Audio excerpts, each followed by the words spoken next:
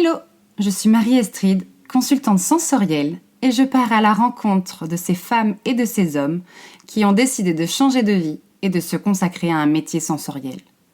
Que ce soit à travers le goût, le toucher, la vue, l'ouïe ou l'odorat, toutes ces personnes partagent une envie commune, celle de la transmission et de la reconnexion à ce que nous sommes vraiment. Partez à la rencontre de ces destins qui ont du sens et de ces passions devenues métiers. N'hésitez pas à partager ce podcast à toutes les personnes qui doutent et qui hésitent à se lancer dans leur projet de cœur.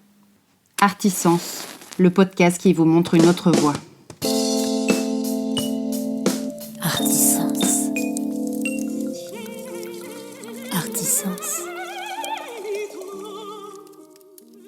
Artisens. Aujourd'hui, nous partons à la rencontre de Raphaël, saunier sur l'île de Ré. Vous allez partager un bout de sa vie, son parcours, ses voyages et surtout ses valeurs humaines. Raphaël fait partie de ces hommes très curieux, tournés vers l'autre, avides de découvertes et de rencontres. Son parcours est jalonné de multiples expériences, tant professionnelles que personnelles, et surtout marqué d'une très grande liberté.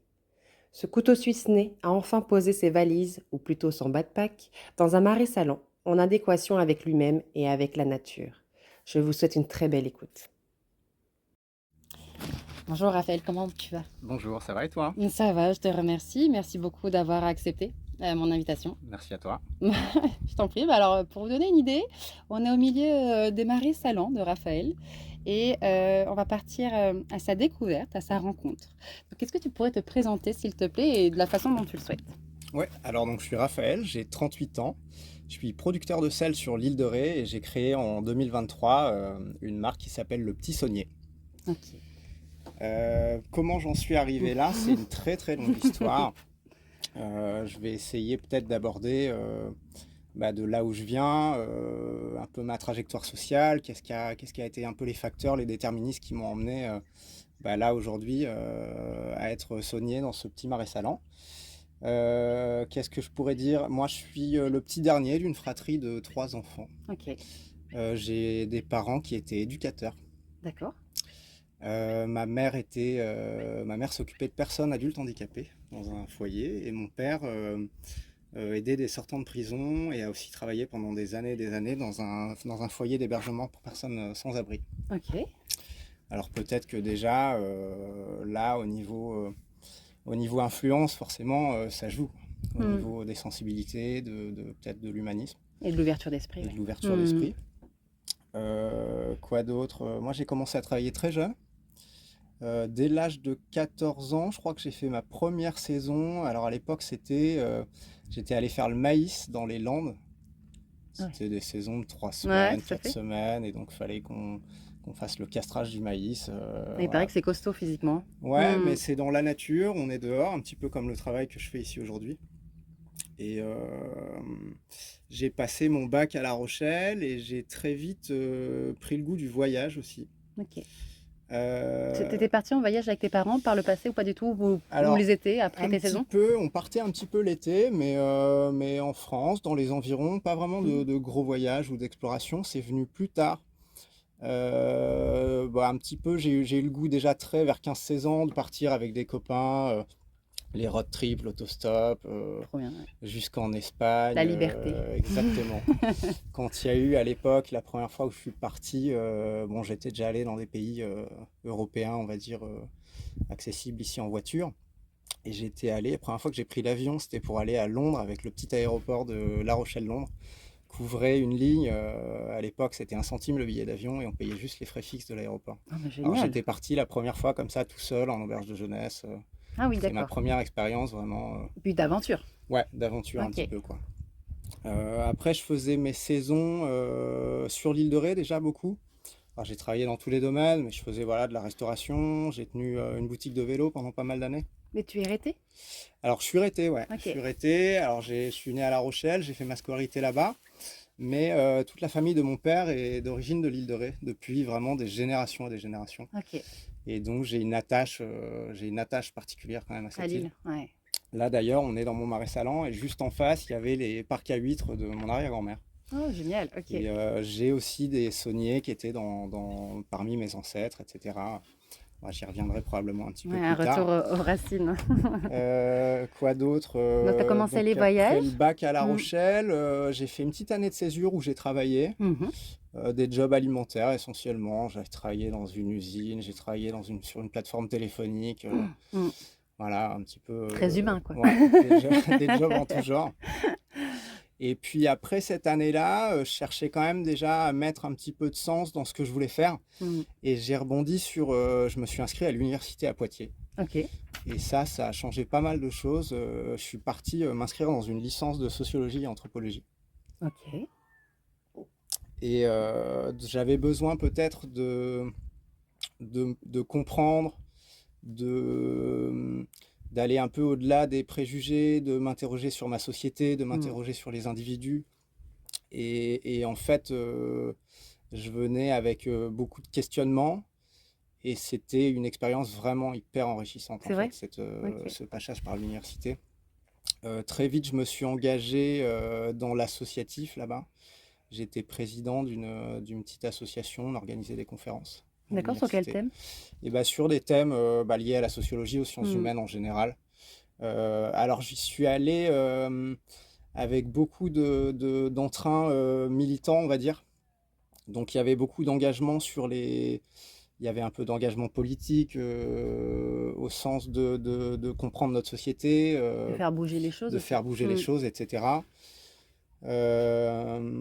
Et donc, je me suis aussi engagé dans de l'associatif. Je faisais des entretiens donc dans le cadre de mes études en sociologie. J'ai suivi à cette époque une association qui accueillait et aidait les sans-papiers. Donc, je faisais les entretiens pour comprendre les trajectoires qu'avaient suivi les bénévoles en fait, et les Ok. militants pour en arriver là. Ça, c'était des choses qui étaient hyper intéressantes.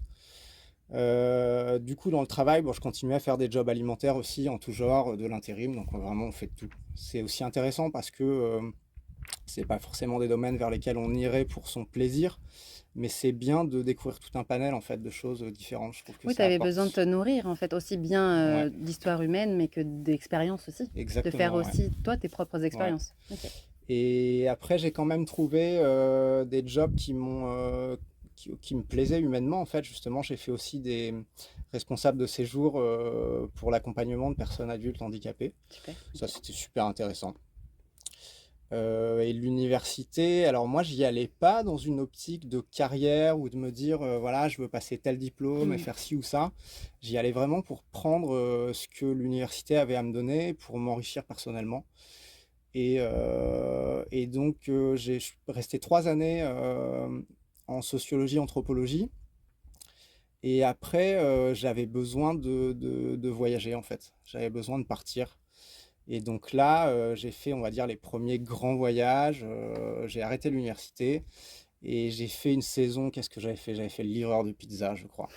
Et je suis parti après cet été-là en Asie du Sud-Est, parce qu'en fait j'avais de la famille là-bas. J'ai une tante qui vivait à Bangkok pendant Ok. plus d'une vingtaine d'années. Donc, ça te permettait d'avoir aussi un ancrage sur place. Exactement, Ok. ça me permettrait d'avoir un ancrage sur place et puis d'aller découvrir tout un tas de pays. J'ai dû partir 4 ou 5 mois en voyage. Et à l'époque, avec rien, je suis parti, je crois, avec 1000 euros pour 4 mois. Et je Mais vivais ça vraiment de veut dire quelques euros par jour. que tu vivais bien, quoi. Dans Mm. des petites pensions, je faisais beaucoup de woofing. Ça, c'était hyper Mm. intéressant humainement aussi. J'ai appris plein de choses. J'ai fait de la construction de maisons en bambou, terre-paille. Oui, c'est ça. En fait, le J'ai whiffing, c'est que tu dors logé chez dans des... l'habitant sur le Exactement. canapé à la base. Ouais, Et après, tu les aides pour des missions. Enfin, ils te logent gratuitement et toi, voilà, c'est ça. tu mets la main à la pâte, Tout quoi. à fait. Ok. Et ça, ouais, j'ai beaucoup appris de C'est ces génial. voyages, Ouais. évidemment, quoi. Je me suis retrouvé une fois, c'était un ancien moine bouddhiste qui avait arrêté, qui avait monté une ferme de permaculture. Mhm. Et donc, on est dans des endroits scéniques, on se lève le matin, on prend vraiment la mesure du temps.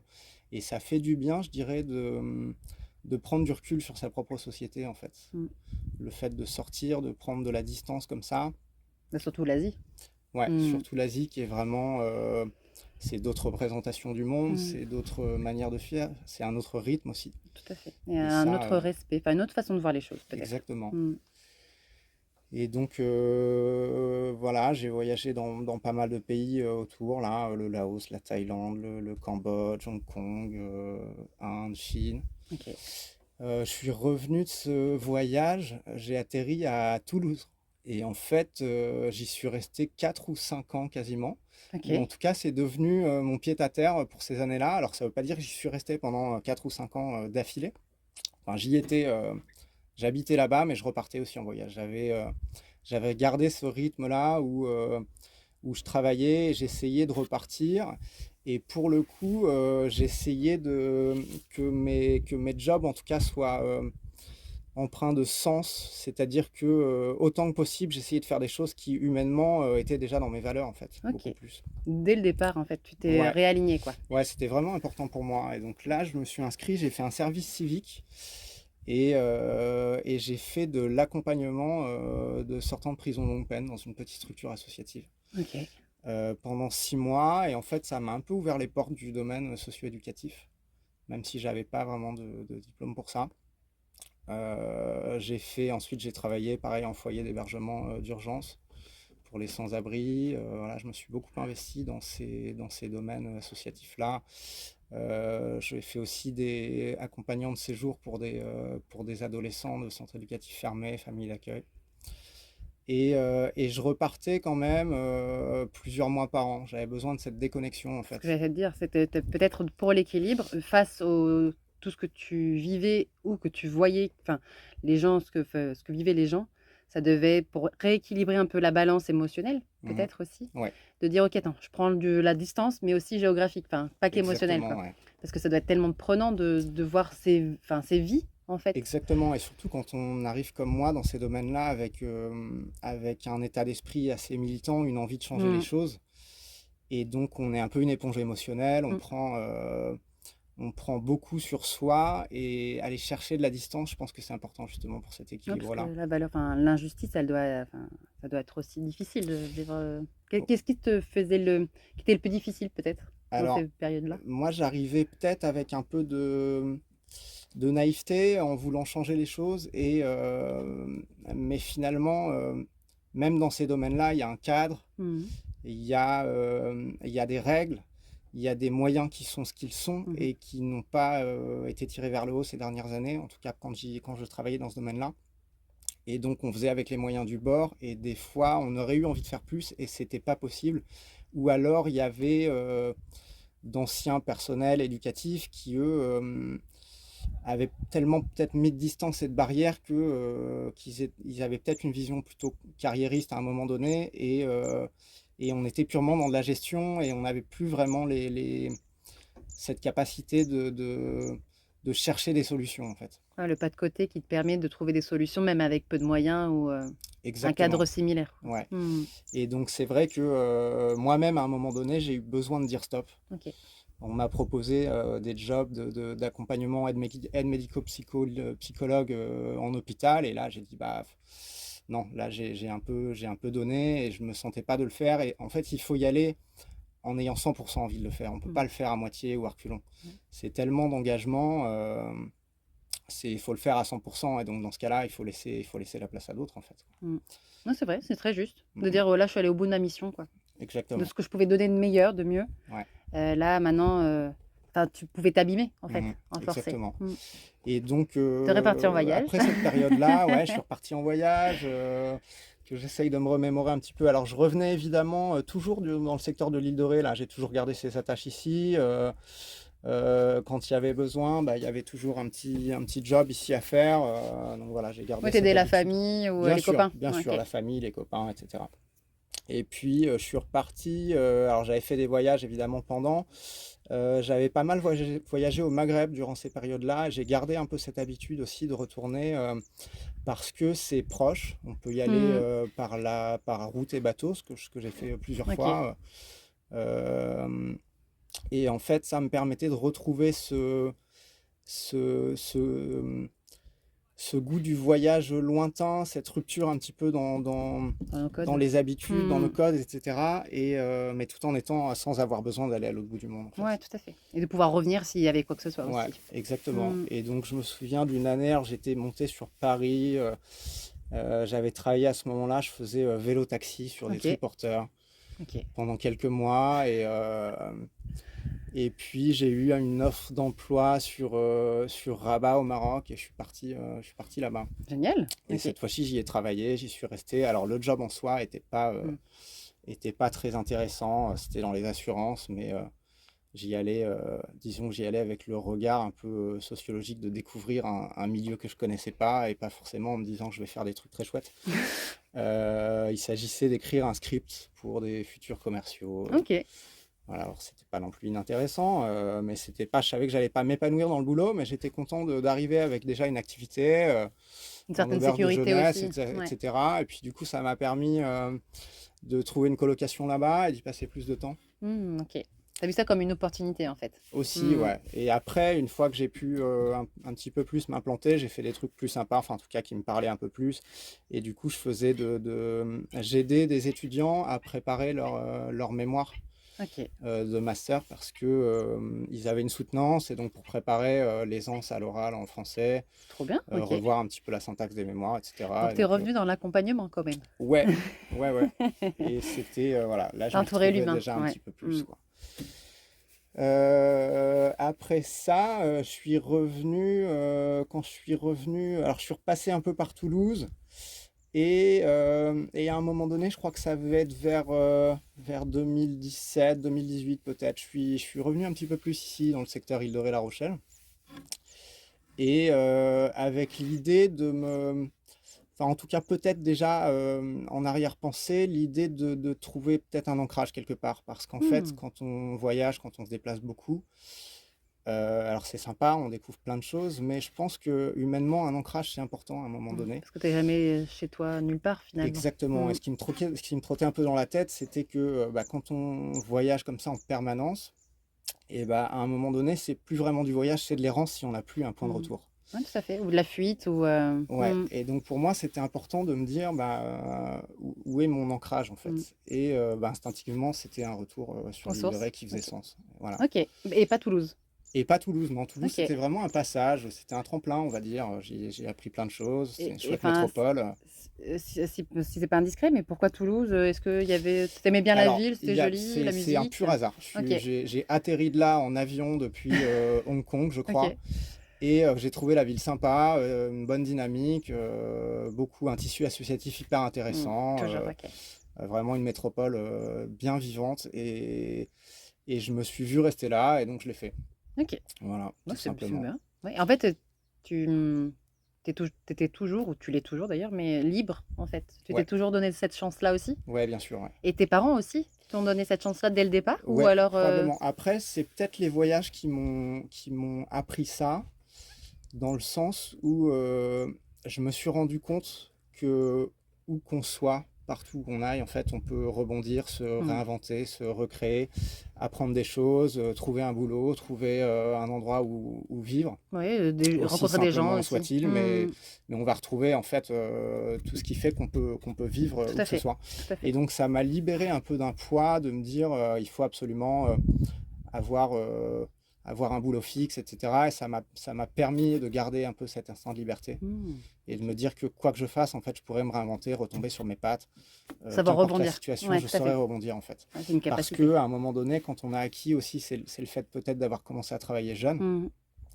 ça m'a permis de savoir que, voilà, arrivé à un certain âge, que quand on a pas mal de cordes à son arc et qu'on se rend compte que on peut s'adapter dans tous les domaines, et ben il n'y a plus cette pression de qu'est-ce que je vais faire si je perds mon boulot. En fait, c'est pas grave, il y en aura un autre. Et même souvent par expérience, ça a été du plus de rebondir sur d'autres projets. Mais justement, tu t'es jamais senti, pas à la croisée des chemins, mais en disant, bah ok, je sais faire tout ça, j'ai fait tout ça. Aujourd'hui, j'ai envie de quoi? Comment tu arrives à t'aiguiller? Enfin, comment, justement, peut-être que ça En va fait, venir sur ce que tu fais aujourd'hui, ouais, mais c'est ça, c'est-à-dire que je me suis rendu compte que finalement, cette diversité-là, c'était une qualité. Et c'était ok. pas. Alors, j'admire les gens qui suivent une formation Et qui restent toute et leur se vie. spécialisent dans un domaine et deviennent des pontes dans leur domaine. C'est très bien et il en faut. Mais aussi, savoir être un peu touche à tout et aller chercher cette diversité, bah, c'est hyper intéressant. C'est le côté un peu couteau suisse. Mm. Et en fait, c'est ça qui me ressemblait. Mhm. Et donc, en regardant un petit peu derrière moi sur ma trajectoire, je me suis rendu compte que c'est ça que je faisais. et que ça avait du sens en soi. Après, comment le transformer en quelque chose de plus pérennisable, j'y reviendrai plus tard, mais là, j'y retrouve mon compte, moi, dans mon activité que je fais Ah ouais. aujourd'hui. Alors, j'en suis pas arrivé là directement depuis Toulouse, je suis repassé encore par d'autres choix, d'autres trajectoires, mais qui m'ont amené petit à petit à cet ancrage. Et donc, quand je suis revenu dans les environs ici, donc je me suis installé, j'habitais une petite dépendance d'une maison de famille de l'arrière-grand-mère à Saint-Martin. Et je me suis inscrit dans une formation de nautisme. En fait, je suis devenu marin. Ok. Et Parce que tu avais envie. parce que j'avais envie, parce que ça m'intéressait, parce Ok, que ouais, non, très bien. j'avais grandi sur le bord de la mer, Ouais, j'ai ouais, toujours très bien. aimé l'océan. Et je me suis rendu compte d'ailleurs que lors de mes voyages, j'avais toujours été sur le bord des océans. Ça m'arrivait d'aller un peu à la Ok. montagne, mais généralement pas plus d'une semaine. Hmm. Et où que j'aille, en fait, j'étais toujours sur les bords des océans, Au sur le bord bord de de la la mer. mer. Ouais, tout à fait. Et c'est peut-être le côté insulaire, je sais Hmm. pas, j'ai ce besoin-là d'être sur Cette ressource. cette ressource, ouais. Hmm. Et donc, du coup, je me suis inscrit dans une formation de nautisme. J'ai suivi mes petits cours, j'ai passé mon diplôme et je me suis mis à travailler, à faire des convoyages. Donc, je partais sur des Ok. voiliers depuis La Rochelle pour aller, souvent, c'est des livraisons vers la Bretagne Mhm. ou des ports dans la Manche, ça peut être en Allemagne, Ça peut être même etc. dans le sud, ouais. Hmm. Ça peut être dans le sud aussi. J'ai travaillé, j'ai fait ce qu'on appelle des décharters, c'est-à-dire prendre des passagers à la journée pour des tours à la voile. Je faisais à l'époque les tours du Fort Boyard en catamaran. Ah, très bien. Et, euh, et puis, alors j'avais déjà, je crois que c'était l'année juste avant de passer mon diplôme de marin, j'avais mis un premier pied dans les marais salants. J'ai un copain qui travaillait sur un marais. Et moi, avant ça, je faisais de la location de vélo sur le port de Saint-Martin et je crois que j'avais besoin de me retrouver un petit peu plus dans la nature. Et c'est vrai que les jobs saisonniers comme ça, Hmm. en T'en vois fort. centre-ville, on va Ouais. dire, on voit beaucoup de monde défiler. Hmm. C'est une certaine fatigue. Oui, puis c'est pas forcément humain finalement, parce que tu fais du travail un peu Alors, à la chaîne. il y Ouais. a du contact, mais Oui. effectivement, c'est très Et répétitif, puis un c'est des peu à la one shot chaîne. en fait. Tu Ouais, vas les voir, tu leur exactement. loues, ils rendent et puis terminé Voilà. quoi. Hmm. Et donc, du coup, je me suis un peu extirpé de ça et j'ai eu cette super opportunité. Et donc il t'a dit, viens travailler avec moi, ou alors non, tu as eu l'opportunité du Marais Salon Alors d'aujourd'hui. non, pas tout de suite. Je suis allé travailler donc avec quelqu'un sur un marais salant. Super, ok, pour voir J'ai le fait une job quoi. saison pour voir Ouais, le job. Donc j'avais fait pendant, je crois que c'était pendant 2 mois, ok. pour voir un petit peu à quoi ça ressemblait. J'ai trouvé ça super sympa. Alors entre-temps, j'ai fait ma formation de marin et puis je suis Oui. un peu reparti. Et Excuse-moi, tu pouvais combiner les deux? Est-ce que par rapport à la saisonnalité alors, du pas sel? vraiment, Non. parce que alors c'est jouable dans une certaine mesure, parce qu'il y a des boulots de marin l'hiver qui est Hmm. du convoyage aussi. Donc j'ai fait un peu ça au début, mais sinon, il y a quand même beaucoup d'activités l'été, donc ça empiète un petit peu. Oui, d'accord. Après, j'ai retravaillé ensuite sur d'autres marais salants avec un ostréiculteur qui montait une cabane à huîtres, qui avait aussi un marais, donc il avait besoin d'aide. J'ai travaillé avec lui, ça m'a permis de voir une autre saisonnalité justement du travail, d'autres choses à faire, comment on Ah ouais, prépare les chouette. marais salants, Ok. parce que ça fonctionne quand même en plusieurs étapes. Et donc s'en est suivi comme ça plusieurs saisons où j'ai alterné entre d'autres boulots, des jobs sur les bateaux. Euh, Ensuite, qu'est-ce qui s'est passé? La maison de famille a été vendue et donc moi je cherchais une autre solution. J'ai acheté un petit voilier, j'ai habité dessus pendant un an. Ok, oui, parce que c'était la maison de la dépendance. Ouais, Ok, exactement. ok. Et donc là, j'ai plus de logement sur l'île de Ré et voilà, le petit bateau, ça a été une solution. Pas mal, oui. Voilà, une petite solution de dépannage. Puis j'étais content de vivre cette expérience aussi, c'était super sympa. Et puis, Marais Salants, ouais, donc après quelques années comme ça, à osciller entre différents jobs, plusieurs saisons et voir plusieurs aspects, comment on prépare le marais, comment on récolte le sel, etc. Et ben, j'ai eu l'opportunité, un copain qui avait un petit marais salant et qui montait une école de kitesurf. Ok. Et vu qu'il est déjà shipper de planches, qui fabrique des planches de surf, ça commençait à faire beaucoup d'activités Bah cumulées. oui. Et il avait déjà passé 7 ou 8 ans, je crois, sur ce marais salant. Et donc, il cherchait quelqu'un pour reprendre. Et moi, l'idée m'a tout de suite séduite parce que j'avais vu comment ça fonctionnait. Mhm. Donc, ça ne me faisait pas peur du tout de reprendre un marais. Et puis justement, c'était aussi une opportunité de retrouver un ancrage une ton activité île. plus pérennisable sur mon île. Ouais. Et puis, travailler en indépendant comme ça, et bah, en fait, on y retrouve son compte quand on est un peu touche à tout et qu'on Mmh. aime avoir des activités assez diversifiées parce que bah, il faut tout faire soi-même. Et donc, c'est évidemment le temps passé sur le Marais Salant, mais aussi derrière la vente, Tout à fait. Le marketing, voilà, la les compta. packaging, la comptabilité, ça en fait partie, l'administratif, etc. Mmh. Mais c'est stimulant et puis on travaille pour soi en fait. Mmh. Euh, Comment tu le vis? Ouais, justement, parce que ça peut être qui tout double. Ça et peut ben moi dire. je le vis super Mmh. bien en fait. Par rapport à du salariat que je trouve très intéressant, cela dit, je trouve que c'est plus de liberté. Ça convient peut-être pas à tout le monde, Mmh. mais c'est beaucoup plus de liberté et aussi ce métier dans les marais salants, c'est un métier qui est à variation saisonnière. D'accord. Et vu que moi j'ai pendant toutes ces années fonctionné un peu comme ça, Mmh. c'est-à-dire avoir un peu de temps libre l'hiver, faire les saisons d'été et puis pouvoir m'investir dans des projets perso. Et bah, en étant saunier, producteur de sel, et bah, je retrouve aussi cette possibilité. J'ai L'équilibre, ma saison l'harmonie. sur, Mmh. on va dire, 6 mois. Ouais. Et après, les 4 à 6 mois restants, bah, libre à moi de continuer à travailler sur mon entreprise ou bien de faire toute autre activité. Tout à fait. Et donc, ça me permet de garder en fait du temps libre pour chaque année, pouvoir repartir un petit peu voyager, pouvoir m'adonner à d'autres passions personnelles, etc. Mmh. quoi. Non, c'est chouette. Ok. Donc là, tu celui-là depuis combien de temps? Combien d'années? Alors, ça doit faire 4 ans environ et ça s'est fait en plusieurs étapes, parce que j'ai retapé un petit peu et puis, alors j'ai créé la marque, Le Petit Saunier en septembre 2023. Ok. Donc c'est assez récent et je fais de la vente directe. Ok. Donc en fait, je fais toute l'étape de production, la récolte, le conditionnement, la mise en sachet et la vente directe sur le bord de mon marais salant. Ouais. Et c'est un schéma qui me plaît. Mmh. Le fait de favoriser du circuit court, qui est aussi un relationnel avec les gens. Mhm. C'est totalement décarboné, je dirais, parce que j'utilise pas de machine. Je fais faire mes outils par un menuisier sur l'île de Ré. C'est génial. Ok. Donc voilà, je travaille essentiellement avec des outils en bois. Ça se fait pas beaucoup parce que pour un souci d'ergonomie, maintenant il y a des matériaux qui sont Léger? plus légers. Mais vu que moi j'ai un petit marais salant à échelle humaine, je suis assez attaché en fait à garder cette façon de faire. La tradition. Ouais. C'est atemporel en fait. Mmh. Ça a existé comme ça il y a des années, probablement des siècles, et c'est quelque chose qui est pérennisable en l'état. Mmh. Et donc sur mon marais, Et naturel. voilà, il n'y a pas de tracteur, il n'y a pas de machine, on fait tout avec les outils en bois à l'ancienne. Et c'est une autre mesure du temps. Et moi, je m'y retrouve bien comme ça. Et puis voilà, passer ces journées dehors, c'est un environnement qui est incroyable.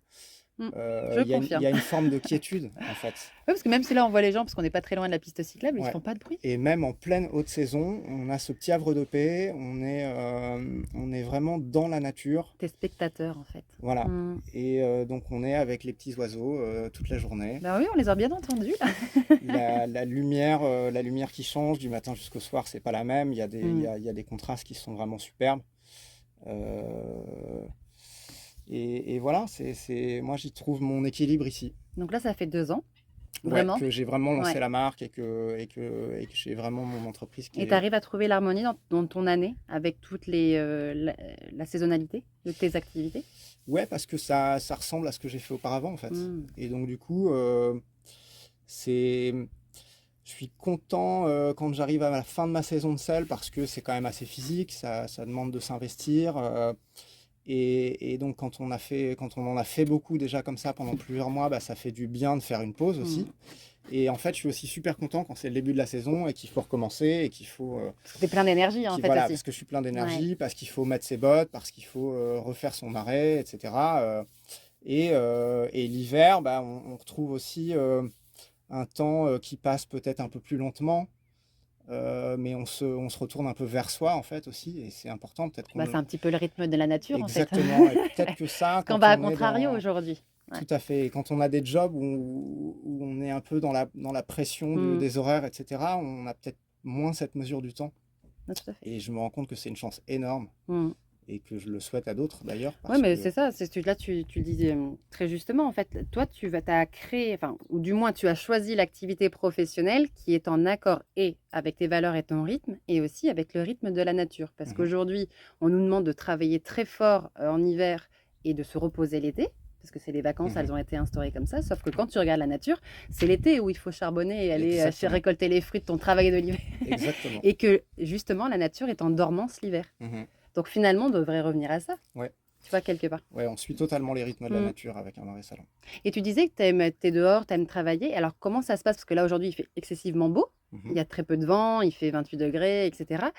Comment ça se passe, justement, quand c'est pas le cas? Comment tu le vis ou alors comment tu t'adaptes? Et bah, c'est les rythmes de la nature en fait. Donc, toi, tu On t'es peut complètement mis au pas. service Ouais, de la nature. exactement. Ouais, On ok. fonctionne avec les horaires des marées, Mhm. avec les phases de lune, puisque ça Tout à dépend fait. des hauteurs d'eau, avec la pluie et le beau temps, avec les dépressions et les anticyclones. Mm. Et en fait, bah, c'est le rythme de la nature et on n'est pas plus fort que la nature, on fonctionne avec. Et on ne peut pas la contraindre. Et là, c'est un bel exemple en fait. On ne peut pas aller contre, on fonctionne forcément avec. Et, euh, et c'est un lieu d'émerveillement au Et quotidien, quoi. d'humilité, je pense Et aussi. d'humilité, ouais, bien sûr. Parce que tu disais, justement, on en parlait tout à l'heure sur le chemin.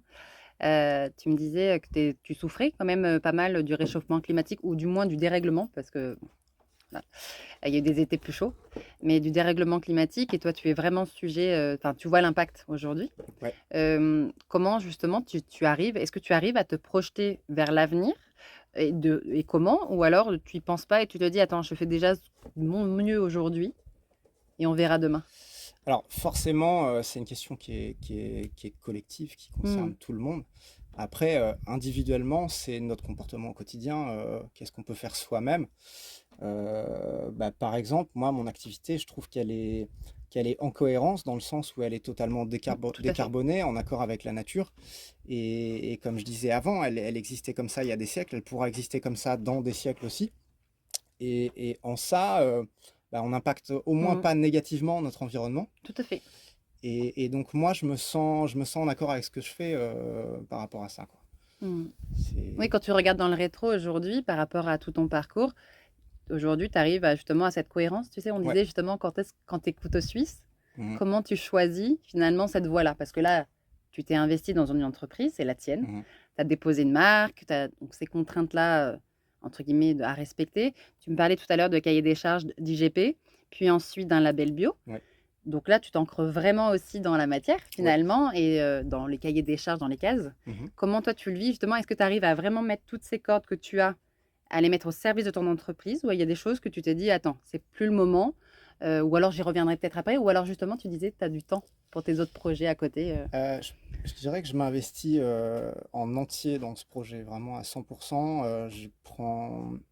J'utilise toutes mes ressources pour le faire, dans le sens où c'est le fruit de mon expérience globale. Après, le fait qu'il y ait une saisonnalité, c'est plutôt sur un rythme personnel en fait Hmm. que ça a une incidence. Et comme on disait, le rythme de la nature, c'est de se reposer l'hiver. Et bah, c'est le mien aussi, et c'est le moment à la fois de me reposer, mais aussi de m'échapper, de prendre de la distance. Je pense que c'est important dans les vies qu'on a aujourd'hui de savoir prendre de la distance sur les choses, prendre de la distance sur soi, prendre de Hmm. la distance sur le fonctionnement de nos sociétés. Et moi, c'est mon équilibre aujourd'hui de trouver cette adéquation entre mon travail et la vie personnelle avec cette variation saisonnière. Ouais, tout à fait. Donc c'est une harmonie, enfin, c'est de trouver. Ouais, c'est une harmonie. Et effectivement, là, oui, pour mon entreprise, ouais, qu'est-ce qui va changer là à l'avenir? Bah, c'est l'adhésion donc à l'IGP et progressivement au bio. Donc après, c'est des audits avec des organismes certificateurs qui viennent donc garantir qu'on est en conformité avec les cahiers des charges. Mais puisque de toute façon, le fonctionnement, il est, Tu l'as déjà mis en place en voilà, fait. il est Ouais. déjà mis en place. Donc Hmm. en fait, c'est juste des formalités Oui, à... puis ça valorise ton travail aussi. Oui, tout à fait, Parce que ouais. d'un point de vue commercial, ça va t'aider aussi finalement. Ouais, bien entendu. Tu vois, ça, c'est le coup de pouce. Ouais. Puis je pense que c'est encore plus de fierté de dire Ouais, puis ça quelque part. participe à l'image du sel Hmm. de l'île de Ré, globalement. Je pense que c'est bien pour tout le monde. Ouais. Et est-ce qu'aujourd'hui, en tant qu'entrepreneur, tu as été ou tu es confronté à des doutes et des peurs? Non, pas du tout. Moi, C'est vrai? je vis un peu, j'ai peut-être gardé un petit peu les empreintes de mes voyages en Asie. Je dirais que je suis un peu carpe diem dans mon genre. Je fais les choses au jour le jour et Hmm. je les prends comme elles viennent et il n'y a pas de... Et tu sauras rebondir quoi qu'il arrive. Exactement, quoi qu'il arrive, je saurais rebondir et donc je sens pas du tout de contraintes ou de poids du tout extérieur. D'accord, ok. Et ta famille et tes amis, enfin, tout le Et monde bah, va dans ce sens-là, j'allais dire, ou tu as pu, en bien ou pas bien d'ailleurs, mais oui, alors avoir des freins extérieurs? peut-être au début, dans les plus jeunes années, quand on veut partir en voyage plutôt que finir ses Ouais, études, c'est sûr. quand on Hmm. veut, quand on a une possibilité d'avoir un job fixe et qu'on choisit d'aller en faire un autre ou une autre voie, oui, évidemment. Mais après, quand on revient finalement avec un bagage d'expérience diversifié, une capacité à rebondir, une capacité à comprendre différentes cultures, Et à à parler des réfléchir. langues Ouais. étrangères, etc. Et ben là, vu de l'extérieur, on comprend bien que ça fait sens, en fait, Hmm. d'une certaine manière. Et aujourd'hui, oui, c'est vraiment en adéquation avec moi-même et tout le monde dans mon entourage me reconnaît dans ce que je fais, en tout cas. Oui, voilà, c'est ça. C'est parce qu'en fait, c'est ta posture aussi. Tu Ouais. es aligné dans ce que Mhm. tu fais. Et du coup, en fait, il n'y a pas la place pour, j'allais dire, une influence extérieure. Ouais. Tu vois? Mhm. Ok. Ouais, Non, parce que c'est vraiment un projet que j'ai voulu par moi-même et pour moi-même aussi. Hmm. Donc, il n'y a pas. Voilà, c'est mon petit projet à moi et je le vis pleinement et sereinement. Et c'est vrai que chacun autour de moi sera d'accord pour me voir dans cet environnement-là aussi. Oui, puis grand bien même. Ouais, et puis quand bien même. Et est-ce que tu aurais une Madeleine de Proust à nous partager, que ce soit un lieu, une culture, un pays ou un plat que tu as goûté ou ce que tu veux? Et bah, moi, en fait, je suis un peu partisan de la diversité. Hmm. C'est-à-dire que j'aime aller, comment dire, je pense que, je sais pas, je vais prendre un exemple tout bête. Tu as grandi à la mer, sur le bord de l'océan. Je pense qu'aller voir la montagne, ça fait un bien incroyable. Hmm. Et si tu as grandi à la montagne, aller voir l'océan, c'est tout aussi ressourçant. Et en fait, moi, souvent, c'est un peu ça Ton petit truc mon que tu petit vas truc, chercher? ouais. Ouais, ok. C'est aussi te surprendre Oui, aussi, c'est peut-être, ouais. ça. Ok. Aller me surprendre, aller découvrir. Je crois qu'il y a il y a une curiosité derrière. Et en fait, j'aime qu'elle soit renouvelée, cette Hmm. curiosité, et sans cesse découvrir et apprendre des nouvelles choses. Je trouve Hmm. que c'est stimulant et que c'est bien de ne pas s'asseoir sur ses acquis et de savoir se remettre en question Ouais, c'est vrai. et de comprendre qu'on est ignorant sur plein de choses et Hmm. qu'on en a beaucoup à apprendre, avoir un peu d'humilité et puis aller découvrir de nouvelles choses. Oui, et puis l'autre, avec un grand A, peut t'apprendre aussi beaucoup. Exactement, Hmm. ouais. Ouais, c'est très juste, je te remercie. Et est-ce que, enfin, qu'est-ce que tu dirais aujourd'hui au petit Raphaël? Et bah de suivre sa voie avec sérénité. Parce que peut-être que quand on est enfant, on arrive dans un monde avec un petit peu de repli sur soi, avec un petit peu de manque de confiance. Hmm. Et en fait, faut y aller, c'est les expériences qui nous forgent, et qu'elles soient positives ou négatives. En fait, je pense qu'on apprend aussi énormément des ratés, des mauvaises expériences. Ouais, Et, et on veut à tout prix ne pas y aller, et finalement, c'est ça qui nous apprend le plus. c'est ce que j'allais dire. Je pense que c'est là où on apprend le plus. C'est Mhm. quand on a essayé, que ça n'a pas fonctionné comme on voulait. Faut pas parler d'échec parce que ça reste une expérience. Et tu sors plus grand en fait. Peut-être pas plus fort, mais Ouais. plus grand. Ok, bah, je te remercie. Est-ce que tu veux rajouter quelque chose? Est-ce que tu as envie de partager quelque chose? Je sais pas. Et Dis-moi. bah, qu'est-ce que je pourrais dire? Et bah, s'il y en a qui veulent visiter l'île de Ré, tout le monde est les bienvenus à s'arrêter sur Montmartre-et-Salente pour découvrir cet environnement. Je me fais toujours un plaisir de recevoir des visiteurs curieux pour leur montrer mon environnement. Bah, ok, je marquerai ton adresse et ton compte Instagram dans la bio. Je te Ça marche. remercie vraiment pour ce moment. Merci à toi. Et puis, bonne saison, bon courage. Merci beaucoup.